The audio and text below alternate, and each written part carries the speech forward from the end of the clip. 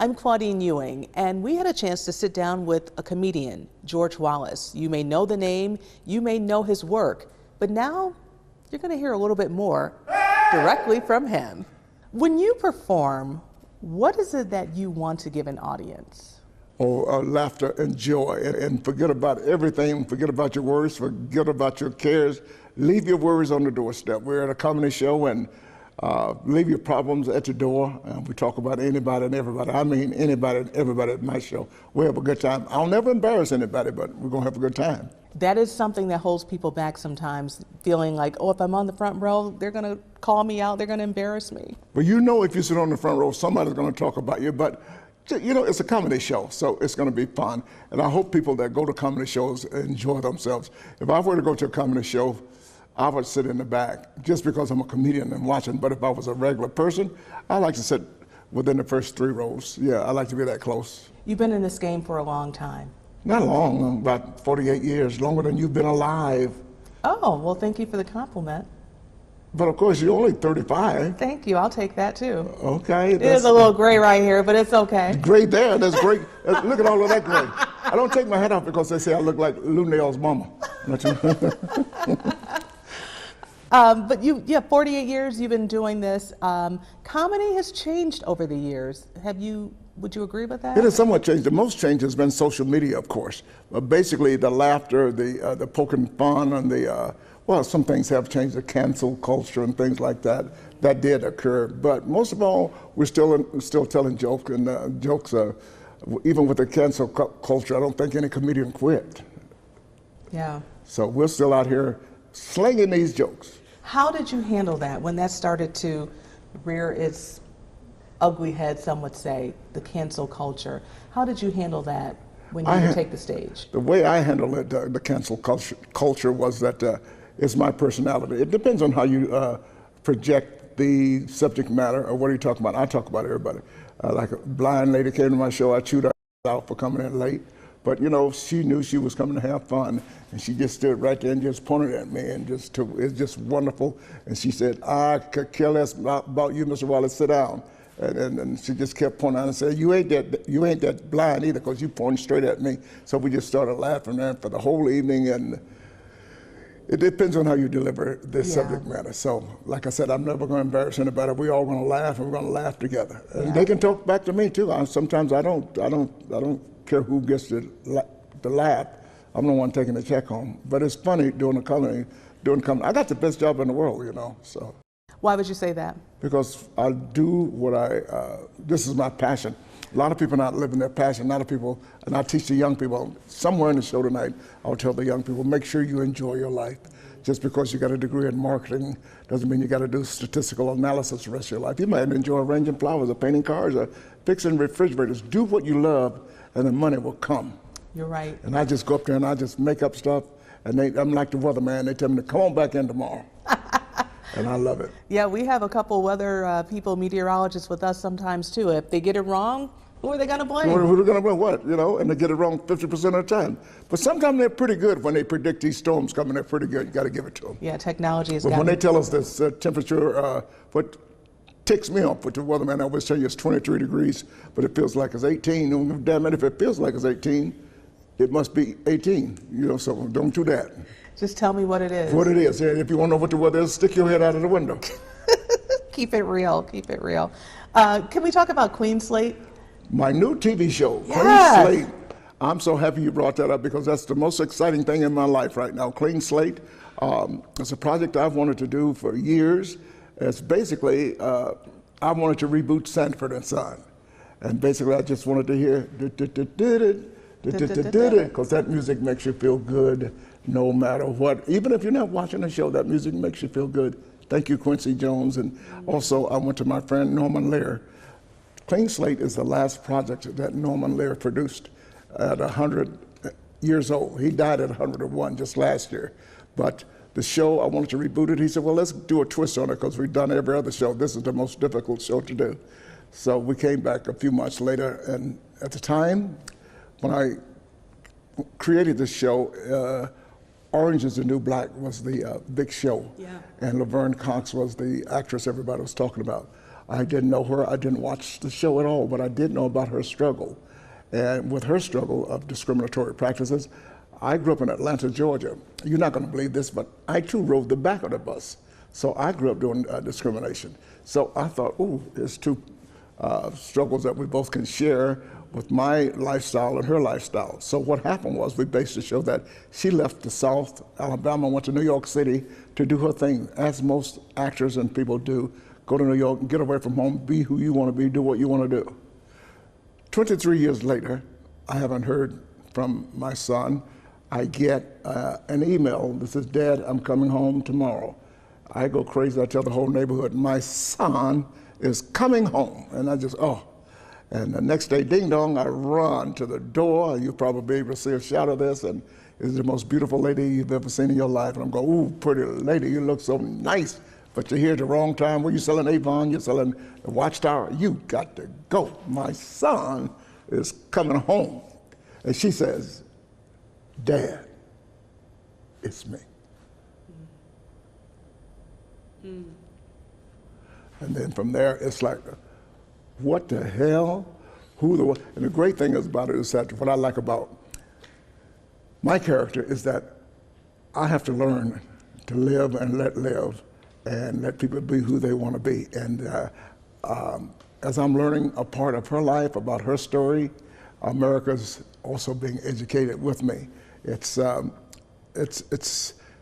we call the show Clean Slate. Everybody can start over. There's room for forgiveness. There's room for tolerance. It's a clean slate, and I didn't say this, but people watching, my daughter is Laverne Cox. So the whole world has changed for me.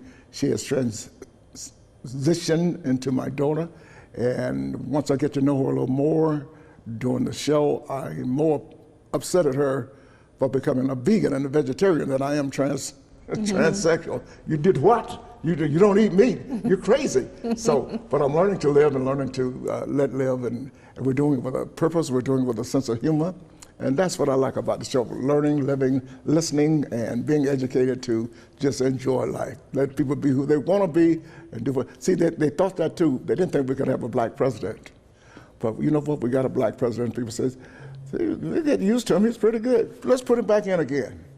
And then now it looks like we're going backwards, but it is what it is, but we still want people to be happy. Yeah, and no matter what a person's political affiliation is right now, people need comedy. Do you feel people need a clean slate? You need a clean slate, you need to start. You gotta put laughter in your life, because when you stop laughing, you stop living.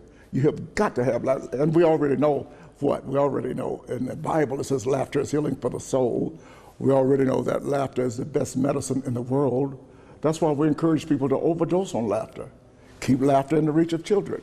And when you start laughing for more than 4 hours, then you call your doctor. Very interesting. And give the doctor the prescription so the doctor can laugh with you. So you gotta laugh. I'm telling you, even when you go to funerals now, you got to put some jokes in there. I did a funeral Saturday, and I told the people, because we have a very popular singer in America called Marvin Sapp. Yeah. I told the people at the church, lock the doors. Ain't nobody going nowhere till we raise enough money to pay for this funeral, $40,000. So, and the church went crazy. So you got to keep laughter everywhere. You do. If I can just talk about some of the comedians in the past for you, was there somebody that really sparked that in you that you watched growing up or through the years you saw and you're like, you know what, this is one of the reasons I want to do this? There was a guy named Red Skelton. Oh. You're not old enough to remember him, but Red Skelton, Red Fox, Red Buttons, Mom Mabley, Judge Pete Meek Markham, all these comedians, Richard Pryor, of course, and Johnny Carson. I tell you, I get no respect. You know, Rodney Dangerfield, Joan Rivers, every George Collins, excuse me, got to mention them. Every comedian you can think of, I just enjoyed people making people happy. I don't care who it is, as long as they're standing on stage. The toughest job in the world is public speaking. You're right about that. I know over the last year or so, people really got into Cat Williams after he was on Club Shay Shay, and you saw that. Did you watch that? What did you think of Cat? I had to watch it. I thought it was great. I thought it was great for For Cat, I thought it was great for everybody. And everybody he talked about, it was great for them because people wanted to hear what Cedric the Entertainer had to say, what Steve Harvey had to say. Sometimes, what do they say, all press is good press? Negative press. I was mad at Cat Williams because he didn't talk about me. Yes, it was. If I see him, I'm going to hit him. I probably seen him and didn't see him. I probably walking over, but no. Yeah, interesting. But he's a friend. Yeah, and I mean, he's doing some, and everybody has their own way, right? Their own niche. Exactly. That's what comedy is all about. Everybody. And the good thing about when you get your niche, there's a market for everybody. So I'm from the marketing world, so I just love that. People see me, people see Cat, people see Lunel. Yeah. Everybody's just, it's so good and just everybody's having fun. And you've done the world, right? I've done the whole world. You said I've been there from Singapore to Shanghai. I've done comedy. I just love it. I love it, and I'm still doing it. And people say, when are you going to retire? From what? I don't do nothing but lie. And if you, like, everything is a lie. You watch TV, first thing come up on TV is a lie. I don't care what it is. It could be an aspirin. We grew up with an aspirin called, what was it called? A vitamin called one a day. Read the directions. What does it say? Take 2. Everything is a lie.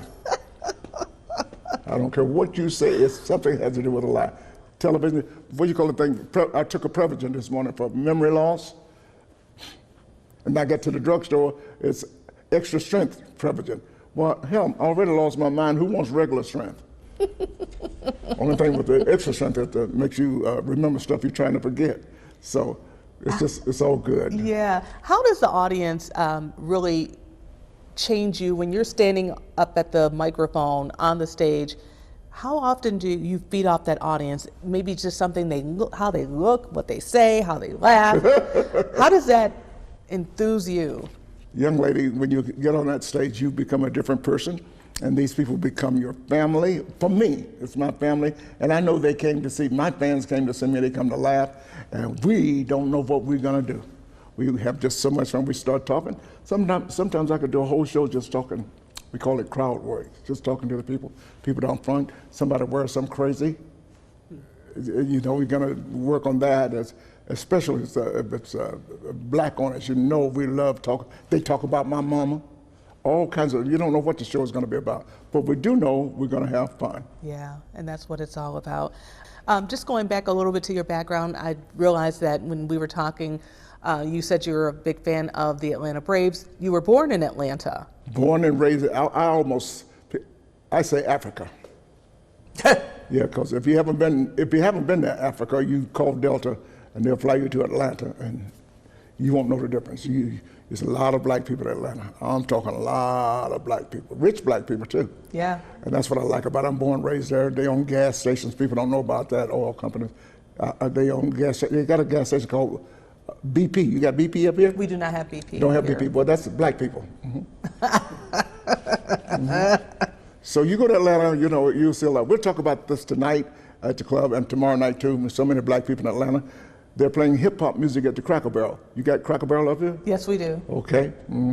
So, in Atlanta, Chick-fil-A is open on Sunday. No, I just. Oh no! I just made that one up. Well, you did say people lie, so yeah, not Chick-fil-A. Oh, I do. I'm good at that. I'm good. So from Atlanta, then you went over to Akron, Ohio. You went to Akron U. You did your history. I went to the University of Akron. I studied yes, I'm familiar my first with degree Akron. was in transportation. The first degree was in transportation, and because I love to travel since I was a kid. My parents travel, and I teach kids to, when you get out of school, make sure you get on an airplane, go to another country, travel, learn other cultures. It alleviates prejudices. You've got to travel. I hope you've traveled already. I do. It's good, isn't it? I Just do. get on that airplane and go somewhere. Yep. Charge it to your parents. Charge it to somebody. No, I'm gonna charge it to you. You can charge it to me, Yeah. you know, because you can use my American Express card, the one I found this morning. Use it. Use it. I love that about you. So yeah, so I did that. I went to Akron, and then I got a degree in transportation, then marketing and advertising. Then I went to New York and got radio and television broadcasting. And then I started selling rags. I sold real rags. I sold the ShamWow before it had a name. It was number 4182. Okay. And so I sold that to wipe cloths. You'd be surprised how many people need rags. Yeah. And a lot of money to be made in rags. And I started selling bus advertising. Everything, the advertising on the transit vehicles in the top 10 markets in America: New York, Detroit, Boston, Cleveland, Los Angeles, Buffalo at the time. I enjoyed selling. That's all I do now. I'm a salesperson. I sell jokes. Yeah, you do. Yeah, that's all it is. New York City, is that where you made your way? Is that where you got that bug and was like, you know what, I'm gonna do this. I'm gonna make this happen, this comedy thing. I knew I had to get to New York City because that was the place to go at the time, especially for a comedian. When I started, there were less than 50 comedians in the world. 1976, less than 50 comedians in the world. And I walked into a club called Catch a Rising Star. Me and a little Jewish boy, and I think his name's Seinfeld, something like that. Something like that. Some guy you seem to know really well. Well, I've been knowing him for going on 49 years. Can't get rid of him. I don't know. A lot of people don't even know. I'm the real George roommate on the show. I was his roommate for 13 years, and best man at his wedding, and the father of his kids. So we're pretty tight. Father of his children. Look at the kids. They look a little different. They look more like me than they do him. You know, he really made a name for himself, and wow, did he blow up. Talk to me about that relationship. I think it speaks volumes in itself. It really does, doesn't it? And just people just go, why are they friends? It's just something that happened. We became friends. I had a car. So when you got a car in New York, people want to ride around with you. And the real reason our friendship became consummated, or what is that a good word? Community became unitized. He got sick one night, and I took him to, because you know everybody knows what's wrong with you. If you get sick, what you need to do. He got very ill one night with a cold, and I took him to the only all-night drugstore in New York at the time, and I got us some NyQuil. And I said, now it says take one capful, you take two. You're gonna be fine in the morning. And so after I nursed him, and the next morning he was back up again, me strong. And so we just been friends and stuck together, hung out together. And I lived in Queens, and that's when I said, might as well start living over here in Manhattan. So we became roommates, and we've been great friends ever since. We drove to California together. We've done everything together. Yeah, I think it's probably a little unknown fact that you were the best man. Oh, I guess it doesn't mean anything to me. I was the best man at his wedding. I was the pallbearer at his mom's funeral. I've done a lot, but everything, whatever he does today, I do it with him. Yeah, that's something. That's a very good, I wish everybody had a friend like Jerry Seinfeld. That's real friendship. Real friendship. We can get together and don't even talk. Yeah. As we wrap this up, comedy 40 years ago, comedy in 2025 and going forward. How do they compare? How are they different? Comedy in 40 years ago was fun because it was still new. Today it's 2025. It's fun because it's still new. Things are happening in my life, things are happening in your life, things are happening with our government, how people are living, how kids are being raised. And you know, I'm from Georgia, I'm from the South, and different areas. It's different. Social media, let's make that perfectly clear. That's really good today. When I started coming, everybody wanted to do the Tonight Show. Yeah. Yeah, now these kids care less about the Tonight Show. Kids today on social media have a bigger audience than the Tonight Show. The Tonight Show, now 3 million people watching. These kids got 100 million followers. Yeah. And I applaud the young kids for doing their thing, and some of the older people say, well, they didn't do their work. Who gives a damn? Let those kids do what they do. If they know how to do a better trick than you, they got you, you know? We had our time. I went to Las Vegas. My ultimate goal was to work Las Vegas. I went to Las Vegas for 30 days, 60 days, 90 days. I went up there 15 years. Yeah. Even they start calling me the new Mr. Vegas. I have 7 Super Bowl rings in my family. My brother played for the 49ers. Oh. And my nephew is Money Tuma, played for the New York Giants. Oh. And my other nephew is Bobby Hamilton, played for the Patriots. So when you get into sports, however, I'm a baseball fan. Mm-hmm. Mm-hmm. Yeah. The Atlanta Braves. Yeah. Don't worry about being on top of the mountain. Just be on your way up the mountain. Stay on the mountain, Buffalo Bills, and one day you'll go to the top and they'll allow you to look over and you see the promised land. Won't be this year. Thank you for watching WGRZ Plus. We'll see you next time.